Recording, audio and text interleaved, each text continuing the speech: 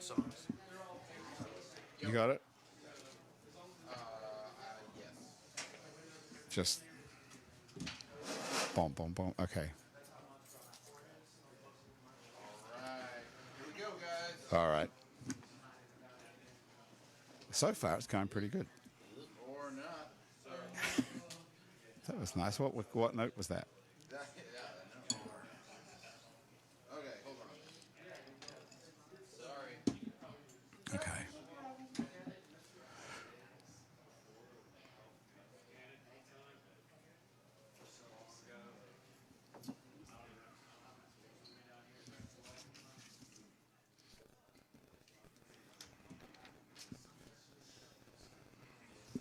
It's Happy Hour again from Uptown New Orleans. Hello, I'm Grant Morris. Happy Hour is part of the family of shows on the podcast network. It's neworleans.com. When you walk into a bar in New Orleans and you pull up a bar stool, you never know who's going to be sitting on either side of you. What you do know is no matter what they look like, what they're wearing, whether they just got out of a limousine or just come out of jail, they're going to be happy to talk to you because that's New Orleans and this is Happy Hour, a cocktail-fueled 60 minutes of random conversation with folks who have nothing in common. Other than we're all New Orleans in a bar today, we're at the fabulous Ferret Beer Room on Ferret Street. If you want to know something about the Ferret Beer Room, let me tell you, it has comfy seating. Andrew Duhon, would you agree with me on that? This is what they give me. This is what they say. We're sitting at the bar, on the bar stools right now, but I can see comfy seating. It's apparently comfy seating. But the bars are perfectly ergonomic. I like where my elbow is sitting and everything, so that's good. I think these stools are really uncomfortable. Tom Ballard is here. What do you think, Tom? Is that uncomfortable for you, these stools? The hour is young. Well, so far, how are you feeling? I can feel like the bones of my ass on this stool already. You can feel the bones in your ass. Is that normal? How many bones? One. How many bones are in a human ass? Susan Freeswick, you ought to know that. Aren't you some sort of nutrition specialist? Yeah. Isn't that the human body? Inside. Okay, so how many bones in a human ass? One. One bone? Two. There's a big difference between 1 and 2, you know. Two. We'll go with 2. There's double, actually. Mm-hmm. So what do the sneakers mean hanging off that wire over there? I just saw those. Traditionally means there's drug dealer. Yes. That's what I thought. Dave Jordan, the genius singer-songwriter, is here as well. Dave, welcome to Happy Hour. It's about time. Thank you. How many years have we been trying to get you on the show for? And I mean, you've been I don't unavailable. know. You know, it's the first time I've been contacted. Really? What's going on with that? I want to talk about the purple couches they have here. Yes. I'm a very big fan of purple couches, and they have purple couches here. Why are you such a big fan of purple couches? It probably has something to do with Prince. Are you a big Prince fan? Oh, who's not? If you're not a Prince fan, I don't want to talk to you. I think that was the original lyric, I think, from Purple Rain, was Purple Couch. Purple couch, well. Yeah, I believe it was. Probably had something to do with trying out the band members anyway. They also have board games here, which, I mean, I don't see any evidence of that whatsoever. They've got a great rotating beer selection. They have some seasonal wine. What season is it now for wine? Red. Drinking season. Okay, so Susan, you've bought this food here. I did. And it's king cake, which is, first of all, a crime to make king cake before January the 6th. It is. But I do it year-round for anyone that wants to do special occasions. We just went and did, for a bridal shower, we did a double king cake and decorated it in bridal colors, in whites and creams. And what's great is that there's no sugar, there's no grains, there's no flour in that. What? It's gluten-free. It's all healthy for you. It's got to taste like shit, right? No. It's Not got at to. all. It has, You'll be I surprised. appreciate you saying King what cake. we're all thinking. King cake has sugar, Yeah. flour. Yeah. That's about it, right? And a baby. Baking powder and a baby. Right. And a baby. And And a then baby. this has Mine got, don't. what's in yours? That well, I don't have a baby. It would be totally keto because that's high protein, but I don't have a baby. But it's a combination of almond and coconut flours and good healthy fats like butters and. So coconut. you say almond. Almond. Tom, what do you say? Just for variety, I guess almond. Almond. Andrew, what do you say? Yeah, I'm an almond guy. Almond. I've never heard anyone say almond. Almond. Where are you from? New Orleans. Really? Yeah. Is that how they say it here? I don't know. Almond? I don't know. What part of New Orleans did you grow up in? In Jefferson. Oh, that So- explains it. See? yeah. Andrew did too. Well, Yeah. he says almond. I though. travel around and Yeah. people say, like, where's your New Orleans accent? I don't know. I grew up in the suburb and I watched too much TV, I guess. My I dad don't know. made us get rid of it. Yeah. He, Really? He was from up north. He's like, no. That is not how. We don't say quota. you Quarter. say quarter. They all say the same thing to me as I travel around. Yeah. All of my friends sound just like I do. Yeah. How do you sound? Like I've been drinking. Where are you from, Dave, originally? I grew up in Mandeville. In Mandeville. Is that New Orleans? Yeah, I mean, yes and no. When you were growing up, was that regarded as New Orleans or was that regarded as the country? It was the country. Yeah. Yeah. Now I think it's probably more regarded It's as... definitely, especially post-Katrina, the whole Yeah. Right. St. Tammany area. Everybody moved over there. Are you still over there? No, I haven't lived there since I was 18. You got out the minute you could? Yeah. What was it like growing up in Mandeville back then? Was it cool? It was great. It was a tiny town back then. I moved there in 1980, and you grew up, you knew everybody. There was one public school, one Catholic school, and played sports with each other. And by the time you got to high school, you dated all the same girls, and three-quarters of them went to LSU. Pretty predictable Louisiana story, really. What But it was happened? great. It was a very easy, fun place to grow up. The cops would pour your beer out, and then you just go buy more beer. That's it. Okay. Never got in any trouble. Did you know the cops? Like They knew first me. name? So this is when you were in high school, the cops would Yeah. pour your beer out. Did you drink when you were in high school, Andrew? Senior year, but Did you go into a bar when you were in high school? You had to have gone to the boot. it would have been In high school. actually it would have been on Ferret Street. Yep, What's me it? too. What was it called? Friar something. Friar Tuck's. Friar Tuck's. Friday night there was free barbecue, so we'd go early, hit the free barbecue, drink all night, and then head to the Treasure Chest Casino for the all-night buffet because we could eat all day. And this is in high school. I think it was like the summer after high school. See, I would say. everybody, when I moved here, everyone used to tell me about bars they drink in high school. Yeah. Did I you went to drink the it? Sitting Duck, and that's where Sitting we Duck would all was go right here. on Ferret. Yeah. Really? So, It's a sushi bar now. It's origami. oh, that was Yeah. I origami. thought Was that the was Friar Sitting Duck? Tuck's. Yeah, It might have been Friar Tuck's at some point too. They all kind of swapped names out. But this was absolutely during high school. So you were drunk and having sex with boys in high school? Absolutely not. Absolutely not. No. See, Tom, But you the grew up in... drinking age back yeah. then was 18, so Exactly. it's nothing Right. to it, Right. Right. Well, you grew up in New York, Tom, right? So there was none of that. There was no Friar Tuck in my life. There was no fun. None. It was horrible. Why do you say that? No, I'm kidding. It wasn't, was it? What did you do as a high school kid? Grow. Right. Go to school. You mean recreationally? Is that where we are? Yeah.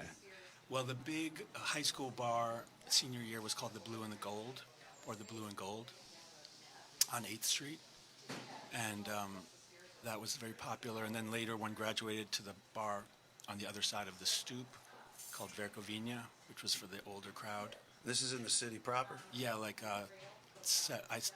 Blue and Gold was, actually I'm wrong, 7th Street, 7th between 1st and 2nd Avenue. Cool. Was that on the east side? Mm-hmm. So what kind of a neighborhood was that when you were growing up? Was it like wealthy or artsy or what? Not wealthy. I mean, it was early Lower East Side gentrification, Right. so pretty exotic. If you're a senior in high school, everything is pretty exotic. If you think about it. Yeah. Everything is sort of the first. So, yeah. The Blue and Gold, I have a very happy early memory of being with friends and a little drunk and then throwing my wallet across the room. Just Okay. flinging it across the room. Just trying. Just to see. And this dude, one of the better pool players, an older guy, there was a pool table, picked it up and put it in his pocket, teaching me a lesson. That would teach you a lesson. Yeah, so I don't throw my wallet across rooms No, anymore. I think that's a good lesson to have learned in high school, probably. But you're very identified with the city of New York. You're writing, and when you were a staff writer at the New Yorker magazine, which I didn't know about until this morning when I read this bio.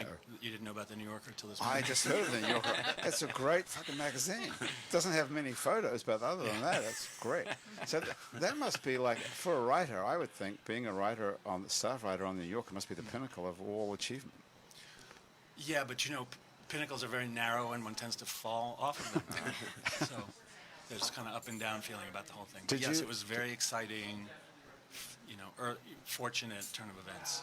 It must have been an amazing thing to have got an offer. Well, how old were you when you were I a met, staff writer? I met, to drop this name, Tom Stoppard, the English playwright, last spring, he'd flown in to see the Rolling Stones, but that was the Rolling Stones date that got canceled. Oh, he flew to because of New Mick. Orleans to see the Yeah. Stones? Wow. And it turns out he didn't fly like to go take his seat in the audience with his ticket. He was like Keith's guest. He was here to have like dinner Okay. with Keith and then see the show. But then that all got canceled, but he still had his plane ticket, so he came, and I was very excited to meet him. We chatted, and we got to exactly this point. His line of questioning, just like yours, all great minds, and Not many people compare me to Tom Stoppard, There I you must go. say, but that's the first time. he said you must have been like a dog with 5 tails. This was the first Right. that image. That's nice. That's a pretty cool thing for Tom Stoppard even to be seen. Yeah, he Even if was Tom so Stoppard is one of the great writers of the English language, is impressed with that. Unbelievably, relaxedly, genuinely friendly and unprepossessing. And But even he is impressed with the fact that you're a staff writer for the New Yorker, which says something about where that position is in the pantheon of writing. yeah, I It's guess. a pretty big deal. Yeah. What was it like to actually be my that God. guy? What was it like to be that guy? Yeah. Well, to bring it into the concerns of the table, I was a drummer at the time in a rock band, and Okay. I was still holding on to this idea that what I really wanted to do was just tour, and so I had stipulations about what I would, what was necessary for me to come on board, and one of them was that if we went on tour, it had to be understood. I just had to be able to go for a few months. Okay. But What kind of band was this here? it was a rock, 3-piece rock band. Any good? Interesting. It was a real band, and we played real places, and we made a single, and we even had an offer, but then we screwed up because we turned down the Bird in Hand for the better Two Birds in the Bush, and then the bush vanished, and then we never really emotionally recovered from that. I've been mowing down bushes my whole career. Might as well just go into landscaping. Yeah. I wanted to get a burning image in there to get that sort of Moses, because there was that was a little bit like the lead singer of the band was going to lead us through the desert into the promised land, but instead he just led us over Into the Dead Sea. Into when the Dead water Sea. came together and everybody drowned. Yeah.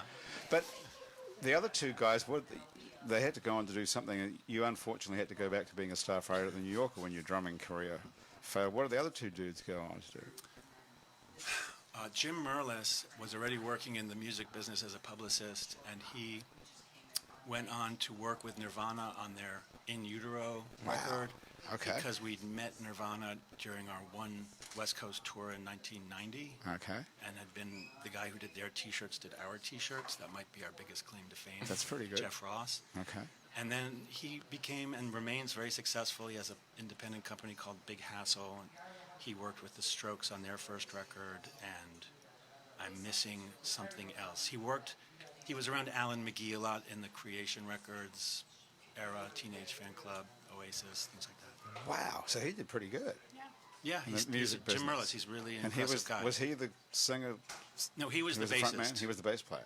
So what about Moses, the singer? What happened? Moses was a guy named Tom Cushman. Wow, I don't know how we're supposed to be talking about New Orleans. This is going great. This Yeah. is going great. C-Rock can find Tom Cushman right now. Well, Cushman, actually, if you can find him, Yes, let me know. C-Rock will find him right now. He can find anyone.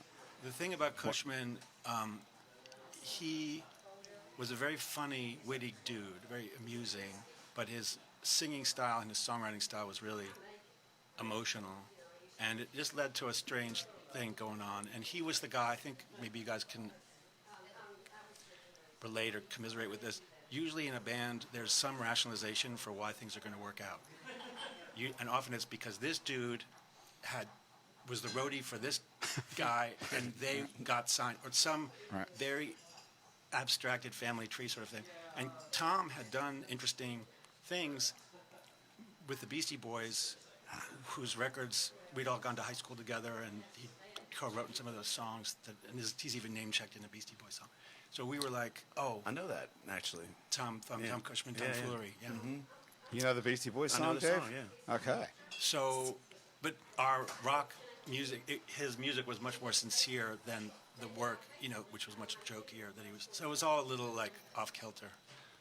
I think that's kind of normal with artists. Like the the more outgoing you are in your day-to-day personality, you end up being more emotional with your writing, and the more introverted you are as a person, you often become opposite of that on stage. That's interesting. It's a weird dichotomy that seems to happen a lot. So what does that say about you? Because you seem very cheerful and well-adjusted.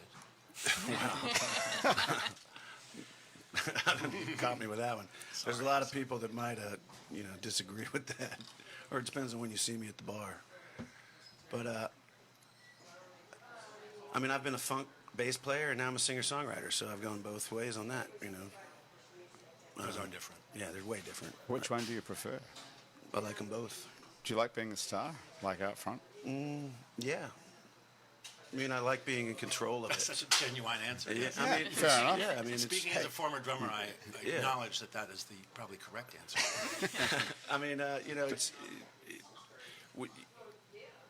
I get to go on stage with whoever I want to. I get to control that world.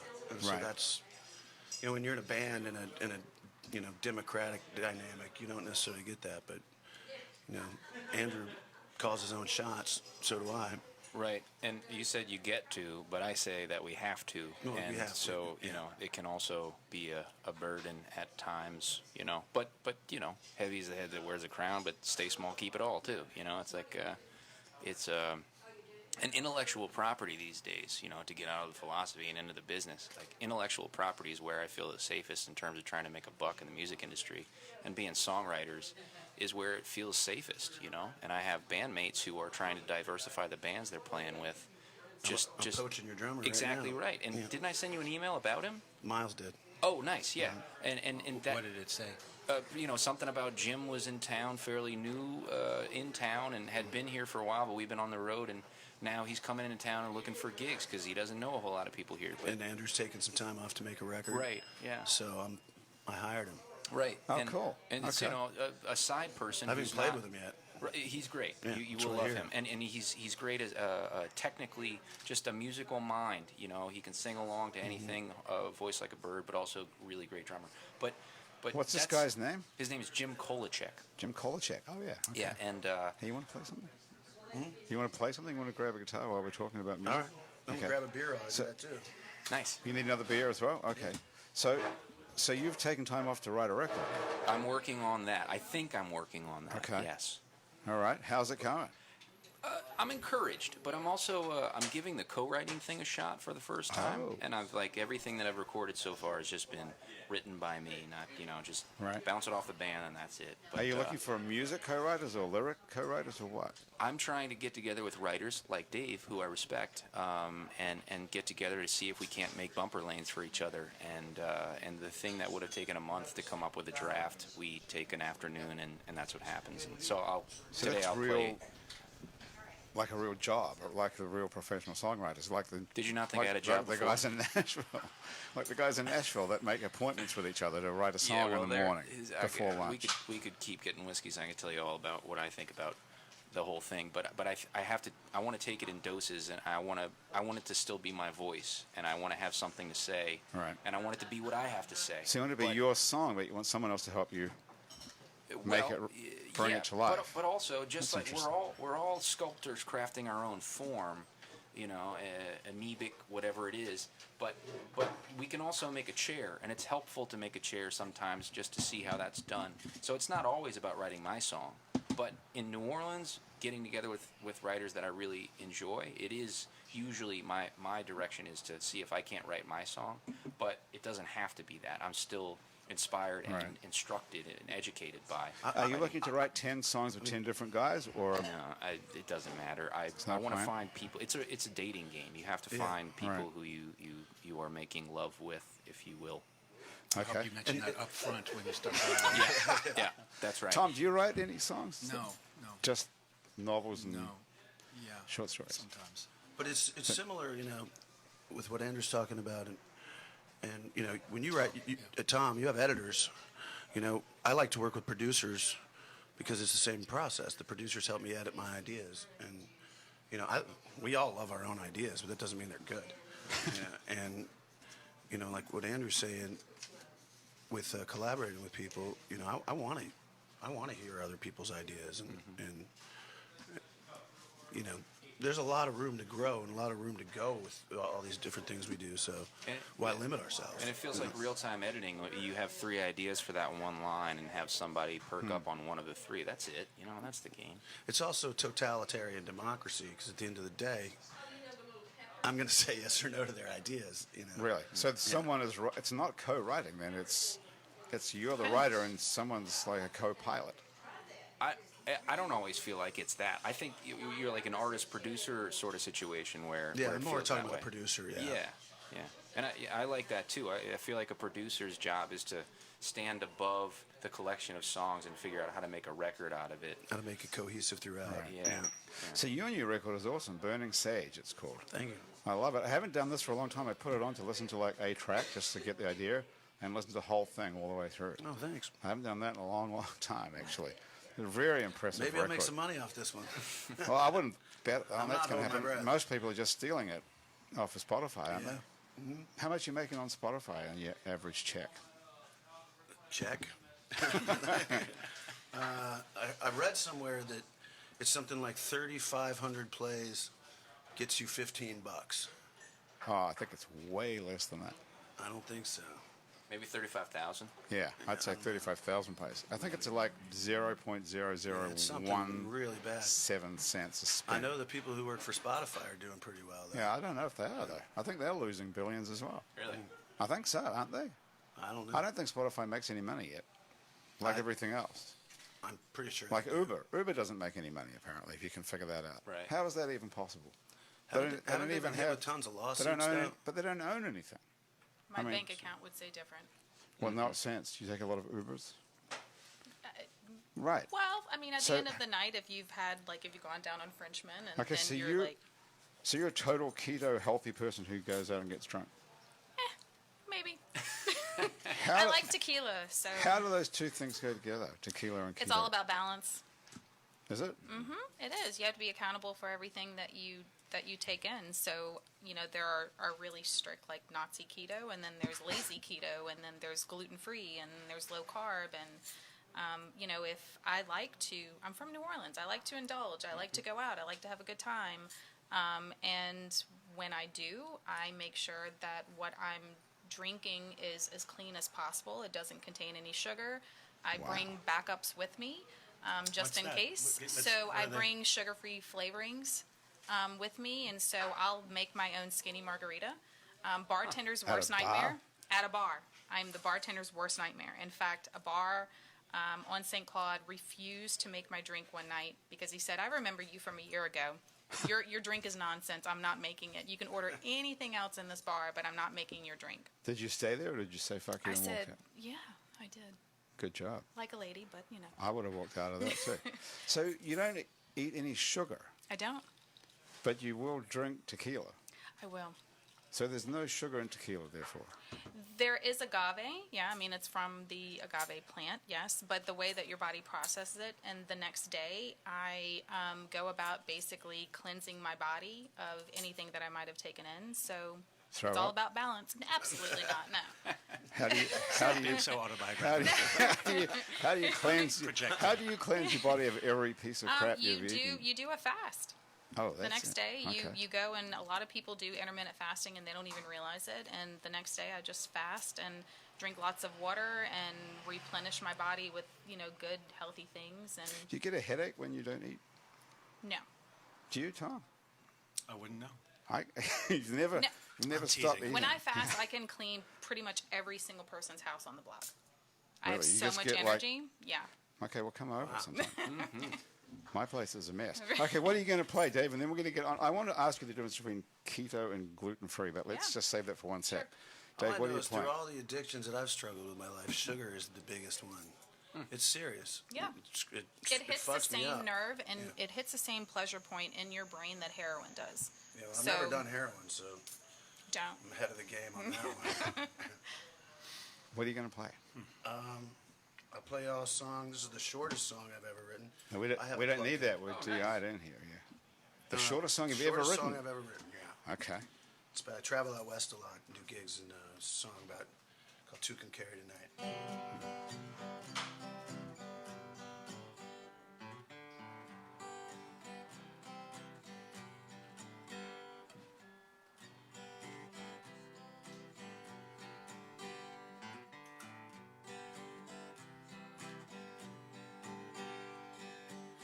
12 hours away, but I can make it in 9. Put the pedal to the metal, babe, to make up the time. Just meet me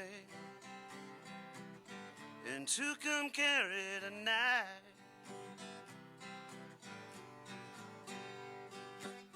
I'll be heading east, so you start heading west. Put the cruise control on 80, babe. My love will do the rest. Just meet me in Tucumcari tonight. Let's watch that sun come up over New Mexico. Watch them headlights pass us on this open road. Watch that painted desert just fade into that painted sky. I know this old hotel off exit 335. Smoke cigarettes in the parking lot. Watch them semis whistle by.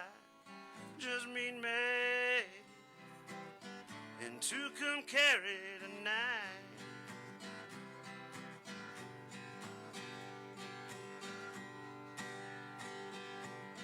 This is where the fiddle be doing a solo. I'd hum it, but I'm a horrible hummer.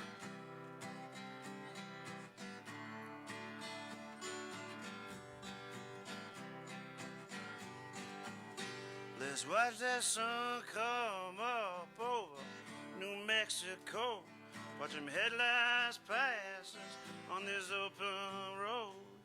Watch that painted desert just fade into that painted sky.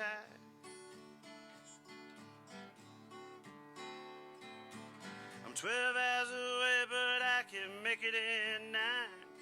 Put the pedal to the metal, babe, to make up the time. Just meet me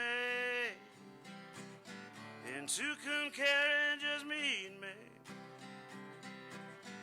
in Tucumcari, just meet me, yeah.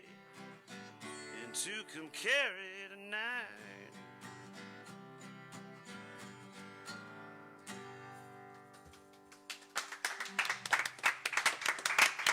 Thank you. It's the most applause I've got all week. That is beautiful. What do you think, Tom? Wonderful. Thank you. Isn't that cool to be able to just sit there and do that? Was the lyric, put the cruise control on edit? On 80. 80. Got it. Put the Because I cruise was control. like, I didn't know you could edit. My love will do the Cruise rest. And there's a piano in that solo bit on the record. Yeah. Who's playing the piano on that? It's a great piece of music. That is, what's his name? Ben Allman. Ah, Ben's a fantastic player. not Almond. Yeah, not Allman. Ben Almond. Yeah. Okay. And you've done That's gigs a great with him, song. huh? Yeah, he's great. He's fantastic. Yeah, He's yeah, that's good. he's currently on tour with Jenny Lewis. All right. And the news? No, That's a different one. And Yeah, your that's band her is drunk called the uncle. Neighborhood Improvement Association. yeah. Great That's name. a great name. I'm surprised you're not being sued for that, but Well, I made it up. right. So, From the Neighborhood Improvement Association. well, the little subdivision I grew up in Mandeville was called Riverwood, and they actually had the Riverwood Improvement Association, the RIA. And I was doing a gig with a friend of mine, and we were in the West Bank at Algiers Point, and Brad Pitt was doing one of his meetings across the thing for the whatever he did down Make at It Ninth Right. Ward, Make It Right, yeah. So they came in and told us we had to be quiet because they were having a meeting, and my guitar player's like, "Yeah, we're messing up their Neighborhood Improvement Association meeting." So I That's started where it came cracking from. up because that's what I grew up in my subdivision. And in my subdivision growing up, my father, like they gave out every month the yard of the month. You know, you get a placard in your yard. And my dad, Yard of the Month. the yard of the month. Okay. My dad had rose bushes and whatever. He was into his yard, and he always wanted to win this. And my father has 2 PhDs from Oxford. He's like the world leading expert in his field, and What is his very, field? very accomplished man. My dad's Horticulturalist. international international relations. My dad's the world leading expert on NATO. And On NATO? Well, how opportune is that? And, Let's get to that in a minute. Okay. so he finally won the yard of the month, and it was the most proud I've ever seen him in my life. He was just Even though he's beside got 2 himself. PhDs from Oxford and he's the world leading expert, and why would he live in Mandeville, for God's sake? Well, he was a professor at UNO. What's up, BJ? Okay. And a friend of mine just walked by. Okay. And we moved here because my dad was the dean of the grad school, that's why we moved here. Okay. And he won that award, and he was so proud. I've never seen him so proud. And that was August of Don't say 2005. 2005. Oh, and dear. By the end of the month, a huge pine tree split my parents' house in half, and they've never lived here since. They went out on top. Went out on top. Yep, he did. Yeah, that's He right. went out on Well, top. good point. Well put. Hey, listen, I'm going to come back in just a moment and talk about the difference between keto and gluten-free. So don't go anywhere. Stick around because we'll be right back after this. And we're back on Happy Hour with Dave Jordan, Andrew Duhon, Tom Ballard, and Susan Freeswick, who's going to tell us about the difference between keto and gluten-free, and then we're all going to try some of the stuff, and we're all going to have to say we love it, of course. I'll cut you. Otherwise, No, we'll I'm be otherwise it'll be totally rude. But I can't believe it's going to taste any good. What? Okay, so keto is naturally gluten-free because it only contains, combinations of almond and coconut flour or one or the other. Okay, so what exactly is keto then? Keto means that it is a high-fat, extremely low-carb, moderate protein diet or lifestyle. So you're eliminating all grains, all starchy vegetables, all sugar, all majority of fruit except for berries, and all sugar. Okay, And you're replacing all your carbohydrates with healthy fats. which is what? Coconut Okay. oil, butter, bacon, Avocado. avocado. Okay. Yeah. And Really- do you miss? I mean, does it change the taste of things? Absolutely no. So- Not for me. Why would somebody want to live like this? Because they I've love been cheese and bacon. and bacon. You can eat bacon. A lot of bacon. Okay. There's so much bacon. But I don't even eat did you meat and I choose- eat bacon. Why did you choose to do it? Why did you choose to give up regular king cake to make fake king cake? It's kind of personal, but my mom got sick, and we as a family decided that we wanted to try to heal ourselves from the inside out because we weren't getting answers from the medical field. And so She was undiagnosed. She was sick without a She was diagnosis. undiagnosed. She had an autoimmune issue that was directly from her thyroid, and it just kept intensifying. And so, as a family, we decided that we wanted to go keto. It actually originated in 1923 to help kids with epilepsy. And then they realized that, all these autoimmune issues, these endocrine issues, that it can actually help them. People that are diabetic, this is a new way of life for them. So we all decided to try it. I have experience in catering, and I missed bread. I want bread. I want Yeah. peanut butter and bread. I want sandwiches. I want all of that. So it took me a year to develop my sliced bread, and then that led to French bread. We're from New Orleans. I mean, I need French bread. So you did this to be supportive of your mom, who Yes, was because I would go over. sick. They live in Mandeville, and I would go over several times a week and cook for my mom and dad. And I wanted to but be able to offer them something. Tons of people have been through these sort of stories Mm-hmm. like this, where they've had undiagnosed horrible diseases and they don't know what to do, and it gets Right. better or it gets worse. Yeah. But most people don't invent their own bread. How Well- did you get to that point? Because I wanted to be able to. I knew that I lost over 100 pounds, first off. Wow. And so I wanted to be able to never go back to what I had led, a life that I had Hang on, led. wait, 100 pounds? Yeah. Yeah. That's a lot, isn't it? That's a person. That's Yeah. another me. Did you regard yourself as overweight and unhealthy? Absolutely. You did. So you Yeah. wanted to lose 100 pounds. Well, I mean, I went into it because I wanted to support my mom and my family, but the what happened afterwards was such a complete change and I felt so good No kidding. that I said, there's no way I'm turning back. I just want to keep doing this. Okay, so what happened to your mom? She passed away New Year's Eve of last year. So she wasn't able to be saved, but she led me to this, Right. and it's changed So my entire life. So What was it that got her in the end? Did they ever diagnose what it was? she ended up, we finally got a diagnosis of FTD, which is extremely rare. It's frontotemporal dementia. And so it affects all cognitive function. And so eventually she wasn't able to walk, speak, or swallow. And so she ended up passing away New Year's Eve, of malnutrition. So that's a neurological It is, disorder? yeah. So no amount of keto or nothing would have saved it. Early on, and my sister and I, who we talk about it all the time because we still have very deep discussions as a family about latest reports and what people are saying about keto and all this. And we know that we are being preventative, and that we're able to help save our brain function and kidney function and liver function, the way that your body now processes fats in order to turn it into ketosis. I'm not in constant ketosis. I'm not constantly losing weight, but I know how to monitor. I know what to do with my body. I know how to go out and on Frenchman and drink some tequila, and then the next day, Okay. get my body back. And what reason would there be for us to do it? Like all of us sitting here at this table. Well, I think somebody said something about sugar issues. Dave, you've got sugar issues. Yeah. Okay. I have an 8-year-old daughter, and I'll be honest, I monitor her sugar intake like really strictly, because I just don't see the nutritional value of it, and she becomes a completely different person. And if that's the case, if you want to go into it more, the first thing that doctors usually tell their cancer patients is to eliminate sugar. What do you think that means that it's doing to your body? So, for anyone that's living gluten-free or low-carb or just sugar-free diet, I'm giving you an alternative that you can have sweets, you can have breads, French breads, you can have cakes, you can live a normal life. I even cook this way. I have experience in catering, so I started out with posting all these things. What do you have for dinner? Can you have potatoes? No. For Thanksgiving dinner, it was a completely keto dinner, and no one knew. I made my own turducken, and it was all out of stuffing that I made with my own French bread.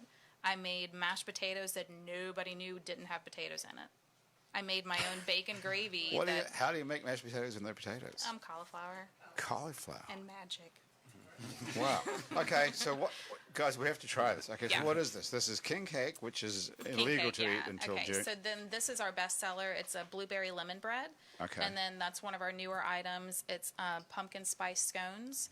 And then there is cranberry nut bread. That looks great, cranberry nut bread. And then... And what are these little balls? That's a new item. Those are gingerbread fat bombs. Say that again. Gingerbread fat bombs. Fat bombs. Like they explode in your mouth kind of thing. Okay. Okay, so who's trying what? I'm trying this blueberry lemon. Dave, try some blueberry. Do it. Andrew, what are you I'm trying? going to try the king cake. Okay. Yeah. I hope you're not struck down by lightning for eating that before last night. It's got a green and red It's a on it, Christmas so it's a sort of Christmas vibe. cake. Yeah. Tom, are you up for anything? Fat bomb? To be polite, I'm going to take this thing, Well, that's a cookie. That's a peanut butter cookie. peanut butter cookie. Okay. Peanut butter cookie. I'm going to try this fat bomb. Yeah, do Just it. for the name. So- And So for the About all. for the listeners who aren't viewing, there seems to be granules on what top seems of to be this cake. sugar. Yeah, what's They're happening not. there? So the sweetener that I use, right? this tastes like this thing my grandmother used to make. Oh wow! I don't know what it was called. Ambiguous statement there. Right. I used to hate this as a kid. I'm She used to sorry. come over with these things. They were rolled in coconut. Yeah, no. Well, coconut is They good were fat. horrible, but this tastes great. What's in Thank this? you. It's got like spicy taste. Right. So it's It's nice. it's a Try one of gingerbread fat bomb. So it's got ground ginger in it. I make cakes. I have all different varieties of cakes, and so it's like a cake pop and a fat bomb all in one. A cake pop and a fat bomb. Yeah. This is really good. Dave, how was yours? That was good. Yeah. Very good. Oh, you finished the whole thing? Yeah, that's how good it was. So the piece of cake that I just ate, Right. you're saying keto is super low carb. So what you just ate is probably about like 2 grams of carbs. Kidding. That's Not. like a How was session it? IPA. How does it compare? how does it compare to actual king cake? It tastes like a breakfast bread. It doesn't Yeah. taste like king cake, Yeah. but it tastes like a breakfast bread, and I love Yeah. it. Yeah. Okay. Tom, what did you think of the cookie? Excellent. Reminded me of something your grandmother. I'm surprised. I was going to be polite and say I liked it, even if Right. I try. I wouldn't know really, but that was really is good. Thank What's you. this little one? I'm not going to eat it. That's but the scone. Yeah, that's a a scone. That's Okay, a cool. pumpkin spice All right. scone. Can we? So you do this for a living? This is your business? It is. I have a lot of jobs. I'm also a health and wellness promoter, but online. But yeah, it's. I'm wanting it to be my own job, my main job, because eventually I want to open up a brick and mortar and cafe.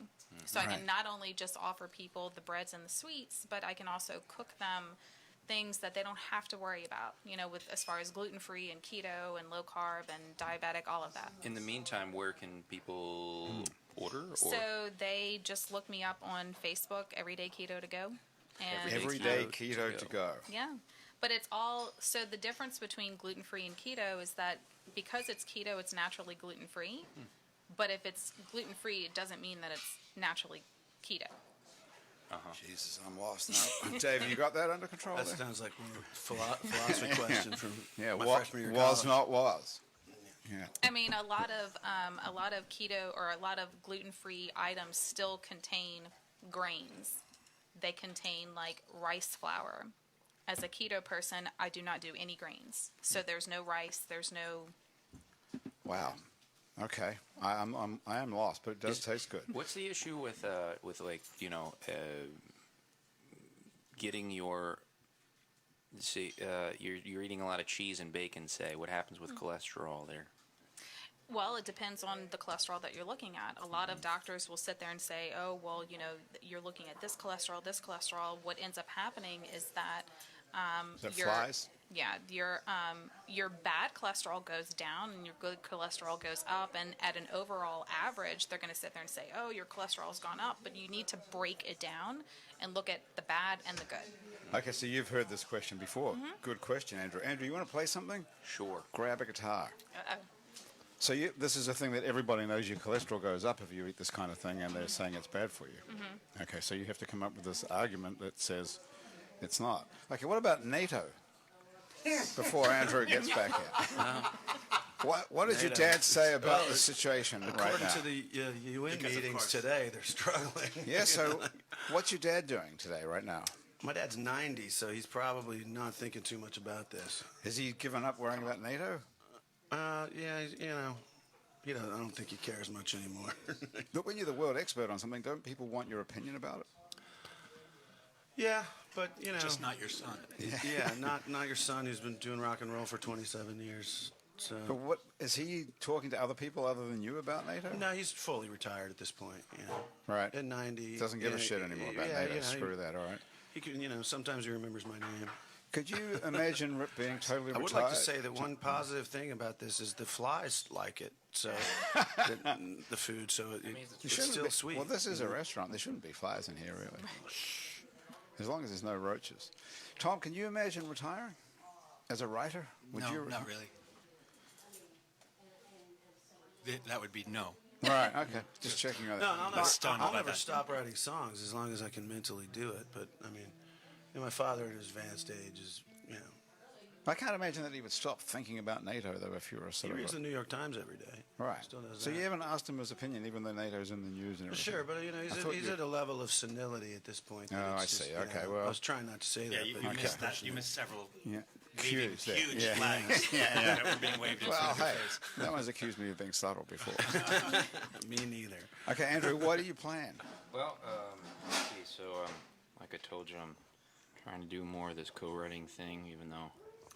Who are you co-writing with? I know you've been working with Anderson. Yeah, this one's a Duhon Osborne special. But, Okay, Anders Osborne. just I've been. You know what I did is I went to Nashville and tried to do the co-writing, like you said, kind of like the Office sort of thing. I can't And do that. it didn't feel real good.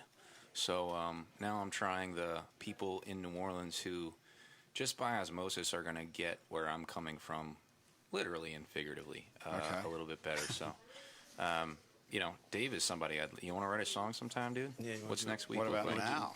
12 minutes. Sounds great. Yeah. Whenever this is done, we'll write a song. But this one's a song. And Andrew and I have done gigs together. Yeah. Right. Cool. We're very familiar with each other's work, and Yeah. I've played bass on a couple of his gigs. Yeah. So, Been some Do y'all time. play around New Orleans, like in different locations? Or yeah, we play when we're out on the road.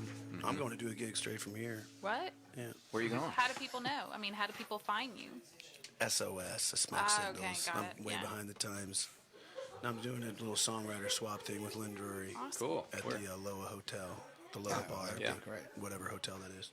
It's nice in there. Yeah, it is. It's very chill. You should just take all the mics and go there. Could, yeah. Mic it right up. So here's a song that I wrote with Anders Osborne last week, and maybe it's finished. All right.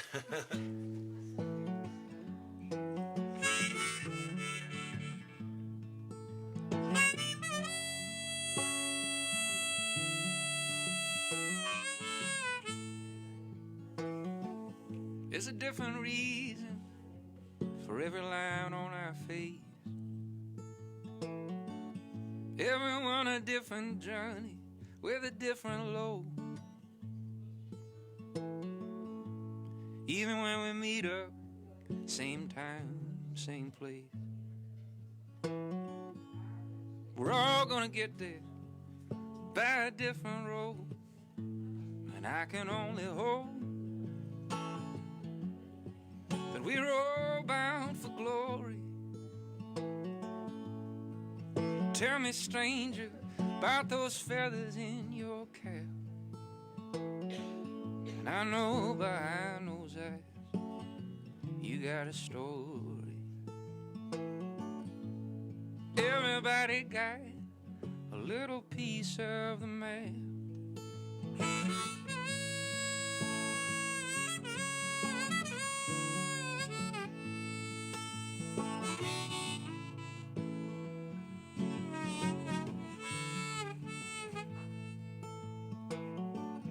Maybe you were raised up by a single mother.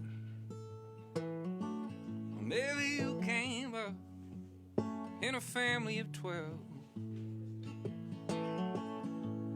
Maybe all you've ever known is the heart of the city. While others in the country get their water from the well. And I can only hope all roads lead to glory. Joy and the pain, it's all feathers in your cap. And I know behind those eyes, everybody got a story. Everybody got a little piece of the man. Won't find it in the Senate, won't find it in the scriptures. It only gets clearer looking back. It ain't nobody got the whole damn picture. Everybody's got a little piece of the man.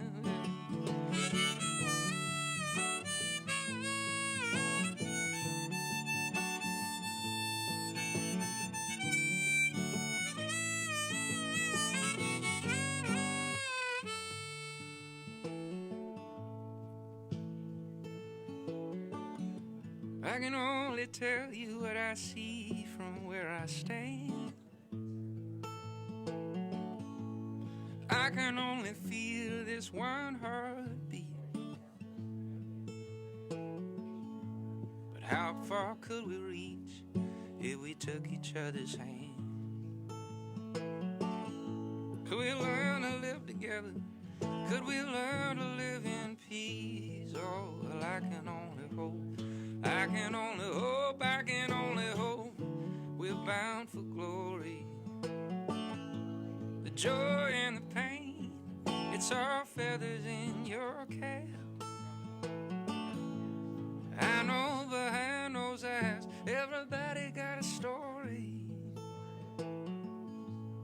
Everybody got a little piece of the man. Everybody got a little piece of the man. Everybody got a little piece of the man.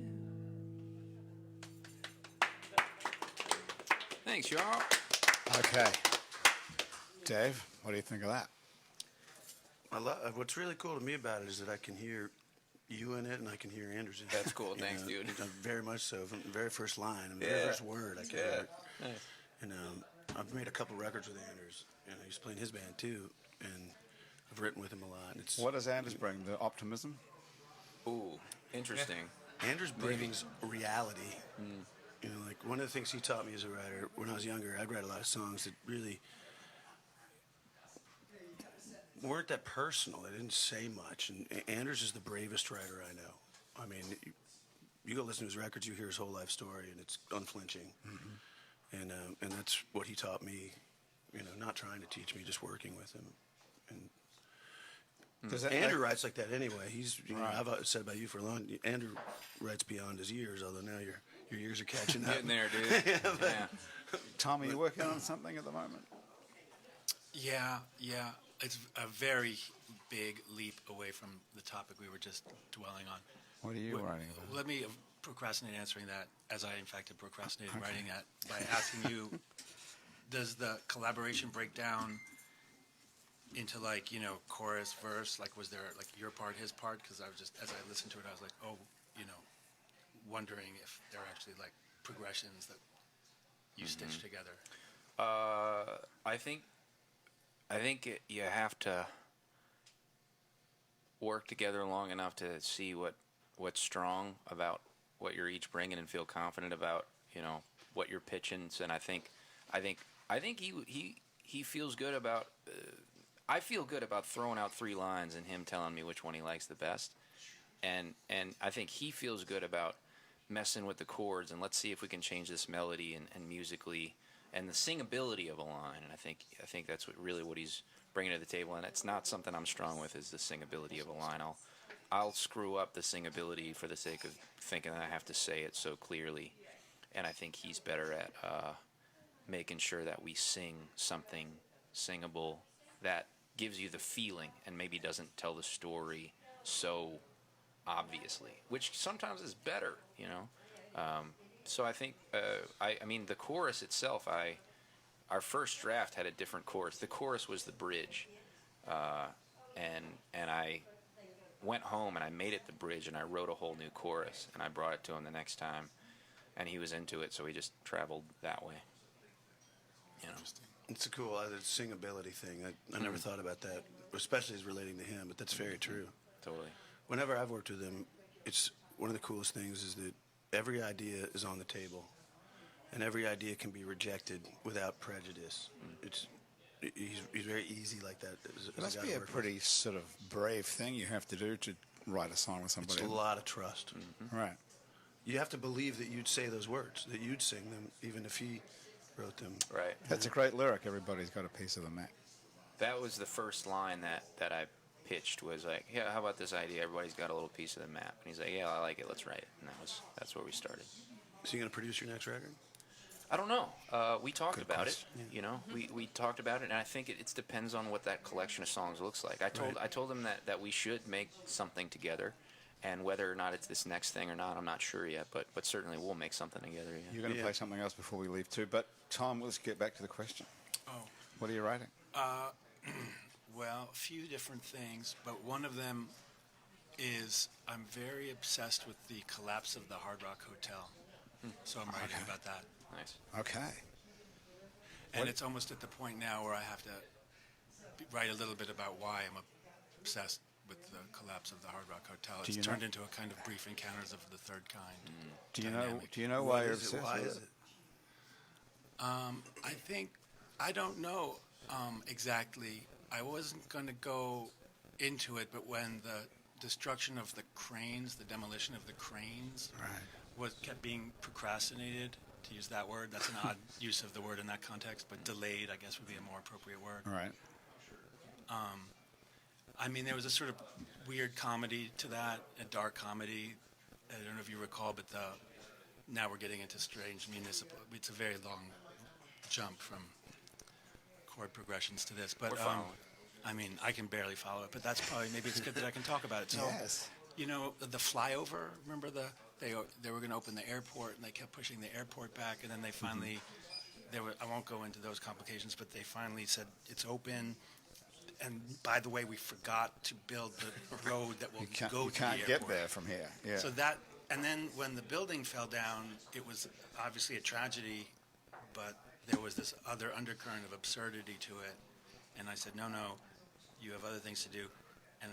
But they kept pushing the demolition back, and then it was a Friday, a Saturday, a Sunday. Then they pushed it back on the day of Sunday, and it was creeping towards when the football game was going to begin, and it just started taking on this Don DeLillo thing, airborne toxic event. It just became like.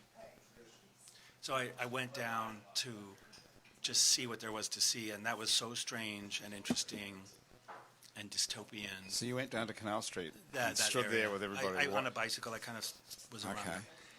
And then once Did you see the whole explosion? That was so I did, loud. but it was almost what happened in the run-up to it, just the strange, lost, waiting. I was saying to people that I thought I was going into a Don DeLillo novel, but it turned into a Robert Altman movie, like Nashville, kind of thing. I don't know if Right. you guys have ever seen that movie. Yes, and Just that's like- a great and- movie. So I've been kind of hovering around that. And if you really wanted the truth, I've decided that I now need to include this other totally baroque, uncharacteristic obsession with the bankruptcy of something called Bayou Steel that happened about a week before the Hard Rock collapsed. Was that connected, or have you connected No, it? I've connected it. I mean, they're both Okay. about like steel and I was going to say, things isn't- falling apart very suddenly, I guess, well, that you don't expect to they're fall both apart. about the failure of steel, I guess, in some sense. Yeah. So I'm in this kind of like dreamy, inappropriately comedic, morbid, my usual. So that's what you're known for? Morbid, comedic, dark humor? Being able to see I don't know what I'm known for. It reminds me of like the great, because this of course is the obvious thing one would go to when Kawhi Leonard was interviewed about winning the NBA championship as a Toronto Raptor, and they said, Kawhi, what do you think this means to the people of Toronto and Canada, this championship that you brought them? And he went, I don't know. You'll have to ask them. But so I aspire to that level of Buster Keaton. That's really interesting that you Candor. that you can find some sort of comedic aspect to this building collapse Well, and I mean, pull that off somehow. think about like the Keystone. Who says I've pulled it off? I'm just Well, chatting I about wonder- it in a you- podcast right Do now. you think you can? Finish the piece? No, actually, the honest answer. But I'm still trying. And what's annoying is the story keeps evolving, and in all cases in directions that are not funny. And I don't mean to be approaching it as like a comic piece, but the whole thing has a kind of. You mentioned there's no FCC, so there's a kind of clusterfuck. You know, Keystone Cops, the bridge fell down, the locomotive went off. There's a Yeah. So, Are they- and also just physically, if I may, if someone was visiting New Orleans now, I think among the sights that they would have to see is this thing, which is one of the most bizarre-looking things in any large municipality in the world. It looks like Frank Gehry's fever-dreamed, most adventurous architecture you could ever imagine, with this like phallic yellow thing hanging off, dangling off over Canal Street. I mean, it's just a bizarre. It I is. just go down at all hours and stare at it. That's Do you why really? I mentioned. So you really are obsessed with it, for real? Well, a little obsessed for real, Right. or a little for real obsessed. And when you walk away, when you finally think, I have to go home now, or I have to go to work, or whatever, what do you? That is work. Okay. What's your feeling when you turn away from it and walk away? What do you? Are you I think, Jesus, man, you have to finish this piece and get on with your life. really? Yeah. But isn't this real life? If you're a writer, coming up with a wacky idea and then writing it. Yeah, both of those are very important. So Finishing. So what made you want to? My friend, because Minor Pipes, is an uptown lawyer, and every now and then he sees me sitting somewhere outside, and he'll roll down his window and just yell out, "Finish!" But that's the interesting point, because you're the director of creative writing at Tulane, which is a big deal gig. What made you want to do that instead of just continuing being a professional that's easy, yeah. writer? Well, what made me want to do that is I got married and had a baby. That'll do it. But you're a successful writer, and you're a staff writer for the New Yorker. I'm sure you could go back and do that. That must pay pretty good. Well, I mean, it was a great life as a sort of living in a studio apartment, but things needed to open into a different realm. I Really? mean, everyone has some version of that. So these guys who are working at the New Yorker, these people whose names you know, that you see all these great writers, they're all living in studio apartments somewhere? They're not wealthy? Some of them. No, actually, that's interesting. They're not wealthy. And if they're living in New York, then they're really not wealthy, even if they're not living in a studio apartment. In That's comparison. interesting. So these people aren't stars like we think of them? No, but it's like you're conflating stardom with wealth. Yes. I am. That's Don't do that. That's the American way. Hold on to the illusion that they're not conflated. So you can be a super successful New Yorker writer whose names we know, these people's names, and they write these little bits at the beginning, and then they have these long articles, and we hear them interviewed on NPR and so on, and they're not making any money, just like us. I didn't say anything not making any money. I just said don't conflate being a star and being wealthy. I mean, New Orleans is kind of the ideal town for that. Right. Oh, everybody One of knows the your reasons name. that I yeah. think that celebrities love to come to New Orleans is because everybody in New Orleans thinks they're a fucking celebrity. You know? Your uncle makes the best fucking crawfish. In New Right. Orleans, they don't care, you know. And we have, you know, Art Neville lived right up the street, right here, in Valence. You know? Right. But you know how wealthy was can, Art. You can He's a starve to superstar death from the us. stardom Right. here. Yeah. I mean, it's not like Art was poor, but he's certainly not wealthy by Right. you know great American. Well, there's a standards. whole Right. reason for that as well. But let's play one more song because I know Thomas tells us we have to get the hell out of here. Yeah, I got to go to my gig. Okay, come on. Let's do what short song then. All right. Andrew And then we're gone. Andrew and I are both big Bob Dylan fans, Indeed. so we're going to collaborate. Okay. Collabo. Okay. This is great. This is a treat.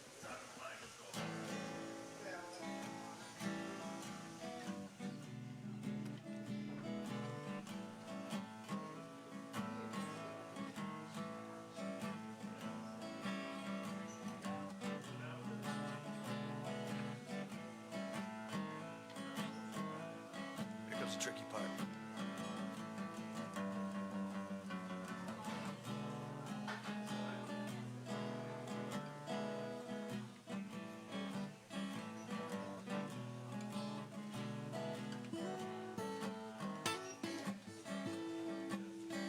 I drive a mail train, mama.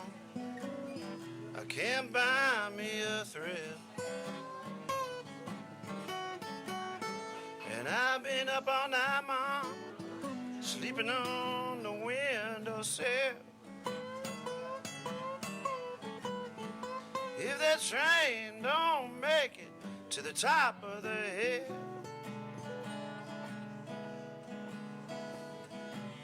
if I don't make it, I know my baby will. Don't the sun look good, mama, sitting down behind them trees? And don't that brakeman look good, mama, when he's flagging down the double E?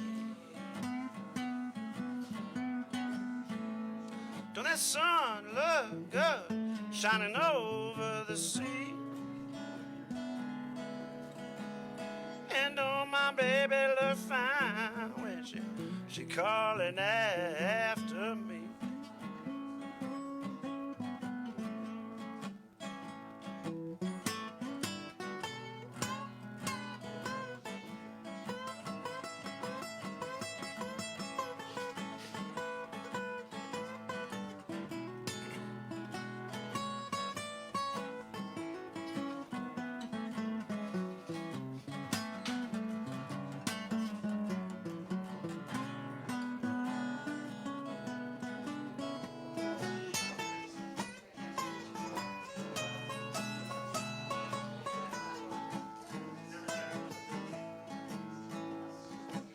Winter time is coming, windows are filled with frost.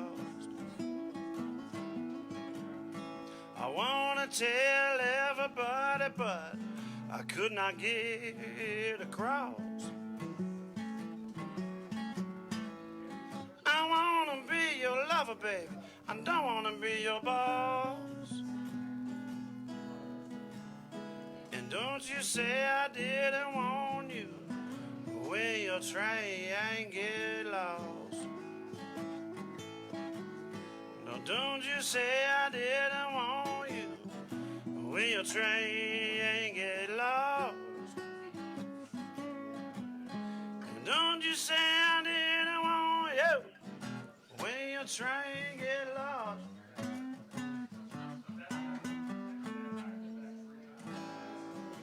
Okay, Dave Jordan and Andrew Duhon. Hey, you guys want to just keep playing and we'll just play us out of here?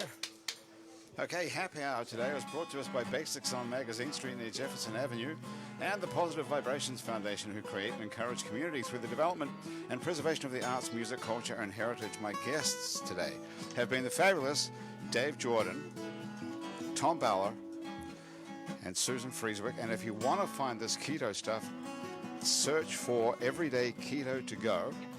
If you're looking for Tom Ballard, you can go to tomballard.com.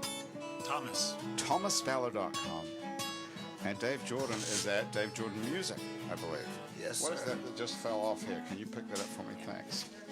That's been Happy Hour for another week. Thank you so much for joining us. Our show is produced by Graham DePonte. Our music producer is Monique Pyle, and Christian Unruh is our music consultant. Our technical director is Thomas Walsh, and Asher Griffith put this whole thing on Facebook. If you want to see this on Facebook, go to It's New Orleans Happy Hour Facebook page. Our fact checker and social media connector is Andrew Searock, and our theme music is sometimes written by Mitch Foreman. Today it's been written by Bob Dylan, I believe. If you'd like to be on our show and you can stay upright for about 60 minutes while drinking alcohol, drop us a line. Our address is on our website, itsneworleans.com. We can also check out many other happy hours that we made previous to this one, as well as some other shows we make around here, including Out to Lunch with Peter Raschuti, live from Commander's Palace, Louisiana Eats with Poppy Tucker, and our award-winning podcast about death called Death, the Podcast. You can also find other great Louisiana podcasts at itsacadiana.com and itsbatonrouge.la. You can keep up with us between shows on a bunch of time-sucking social media like Facebook, Twitter, and Instagram. On all of it, we're called It's New Orleans. You can find photos from this show on itsneworleans.com and on our It's New Orleans Happy Hour Facebook page. These photos were taken by Jill LaFleur, and you can find more of Jill's photos at lafleurphoto.com. If you're listening to this on your podcast app, thanks for subscribing to us. If your podcast app has a share option, try telling a couple of friends about Happy Hour. This show is recorded live today at the Ferret Beer Room on Ferret Street in Uptown New Orleans. Happy Hour is a production of INO Broadcasting for itsneworleans.com. For Andrew Duhon, everybody else around the table here at the Ferret Beer Room and back at our office at INO Broadcasting, thank you so much for joining us. We'll see you back here next week for more Happy Hour.